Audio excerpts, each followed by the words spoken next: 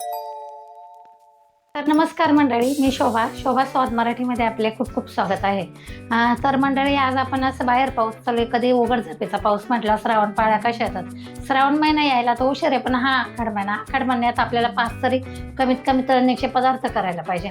तर मी तुम्हाला बघा आखाड कापण्या कशा बनवतात ते दाखवलेलं आहे. आषाढ महिना आज म्हटलं अशी टम फुगणारी अशी बटाटा भाजी बनवूया, कारण बाहेर पाऊस चालू असल्यामुळे खरोखर खाऊशी वाटतात. चला तर बनवूया. त्यासाठी मी ना असं अर्धा वाटी बेसन पीठ घेतलेलं आहे. ही मोठी वाटी आहे, म्हणजे या वाटीप्रमाणे 1.5 वाटी बेसन पीठ घेतलेलं आहे आणि अर्धा वाटी तांदळाचं पीठ घेतलेलं आहे. तेल घेतलेलं आहे, मीठ, लाल तिखट, हळद, ओवा आणि जिरे दोन्ही एकत्र ठेवलेले आहे, बटाटे आणि कोथिंबीर. बेसन पिठामध्ये मी तांदळाचं पीठ टाकून घेते, कारण आपल्याला छानपैकी अशी व्यवस्थित कुरकुरीत भाजी झाली पाहिजे. आपले असे टम फुगणारे भाजी झाले पाहिजे. त्यासाठी मी आता व्यवस्थित हे करून घेते. त्यानंतर आपण हा ओवा आहे ना असं हाताने असंच ऊन टाकायचं आहे, म्हणजे कसं एकदम सुगंध छान येतो भाज्यांना. तर तुम्ही बघू शकतात.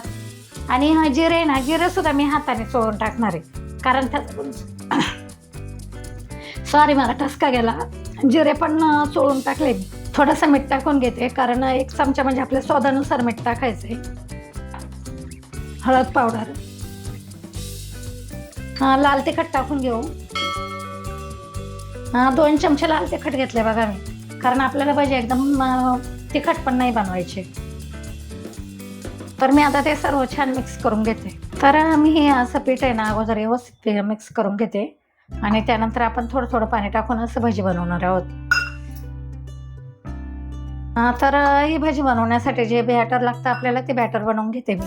म्हणजे कसं एकदम व्यवस्थित आपल्याला आता बटाटे कापले का झाले भाजी. भाज्या काय एकदम वेळ पण लागत नाही याच्यासाठी, आणि व्यवस्थित झालं पाहिजे आपला. तर मी अगोदर आता असं छानपैकी बॅटर बनवून घेणार आहे बघा, तुम्ही बघू शकतात. तर मी आपल्याला बटाटा भाजी बनवायची, त्यासाठी असं बॅटर बनवून घेतलेलं आहे, कारण आपल्याला जास्त घट्ट सुद्धा बॅटर बनवायचं नाही. या पद्धतीने बनवून घ्यायचं, कारण बटाटे भाजी म्हटल्यावर ना एकदम घट्ट पीठ चालत नाही त्याला. तर एकदम सिंपल पद्धतीने भाजी दाखवणार आहे मी आज, लाल तिखट वापरूनच, कारण आपण लसूण वगैरे वाटून घालतो. आज म्हटलं जरा वेगळ्या पद्धतीने बनवावं, म्हणून मी आता अशीच भाजी बनवणार आहे. बटाटे मी अगोदर ना सालं काढून घेऊया आपण, कारण सालं काढले ना की भाजी चांगली होतात. आता तुम्हाला आवडत असेल तर तुम्ही सालं ठेवू शकतात, पण शक्यतो साल ठेवत नाही मी भाज्यांना.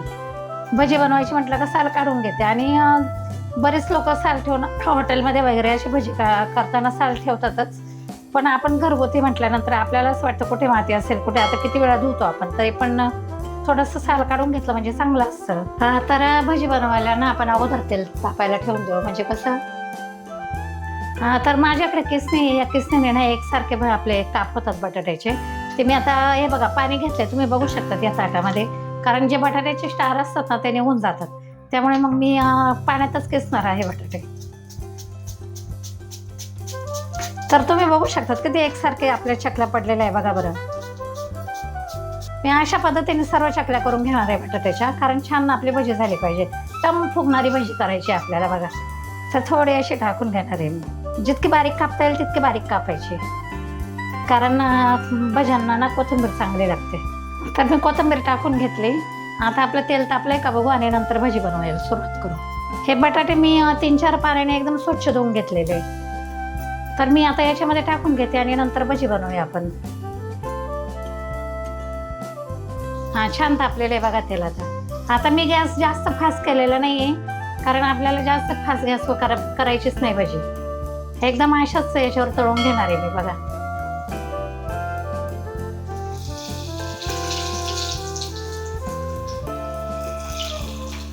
ह्याच पद्धतीने मी आता सर्व भाजी टाकून घेते. तर तुम्ही बघू शकतात मंडळी, किती आपली भाजी टम फुगलेली अशी एकदम छान फुगून गेलेली. तर आता आपण ना थोडंसं वरती खालती म्हणजे असं थोडंसं फिरून घेऊया भाजी. पहा बरं, तुम्ही बघू शकतात कशी फुगलेली. अशाच पद्धतीने सर्व भाजी फुगणार आहे आपले. तर थोडंसं मी हलवून घेते, कारण आपली भाजी एक साईड थोडीशी हे झाली ना की अशी पलटी मारायची, म्हणजे कसं भाजी पण फुगतात व्यवस्थित, आणि तळली पण जातात आतून बाहेरून व्यवस्थित. तर तुम्ही बघू शकता आपली ही भाजी दोन्ही साईडने एकदम छान फुगलेले आहे. तर तुम्हाला दिसतच असेल पहा बरं किती फुगले व्यवस्थित. अशीच भाजी आपले सर्व फुगणार आहे. असे भजे फुगले ना का खायला पण मजा येते, आणि खरोखर बाहेर पाऊस आहे म्हटल्यावर आपल्याला ही भाजी खायला खूपच आवडतात अशी. तर मी आता सर्वच भजी याच पद्धतीने तळून घेते, नंतर तुम्हाला दाखवते. हा हा हा, काय भजी, एकदम फुगलेली भजी आणि बाहेर पाऊस, खरोखर एकदम तोंडाला चवच येईल हो. तर आता ही भजी ना इतकी सुंदर झालेली, मी काढून घेते आणि ह्याच पद्धतीने मी आता सर्व भजी बनवून घेणार आहे. तर तुम्ही बघू शकतात किती भजी फुगलेली आपली, आणि आपण ते किस्तीने भजी एकदम बटाटे कापून घेतलेले, एकदम बारीक चकल्या करून घेतलेल्या, त्यामुळे खूपच छान भजी झालेली.